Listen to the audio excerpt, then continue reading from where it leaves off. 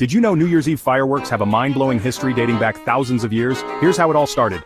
The tradition of using fireworks to celebrate the new year began in ancient China over 2,000 years ago. They invented fireworks not for fun but to scare away evil spirits during special occasions. The loud bangs and bright flashes were believed to bring good luck and ward off bad energy for the year ahead. When this practice spread across the world, fireworks became a symbol of new beginnings and celebrations. In modern times, we've taken it to the next level. From the stunning displays over Sydney Harbour to the iconic New York City ball drop, fireworks light up the skies as the world unites to welcome a fresh year. The next time you watch fireworks, remember, you're carrying on a centuries-old tradition designed to bring hope and positivity. What's your favorite fireworks moment? Let us know in the comments.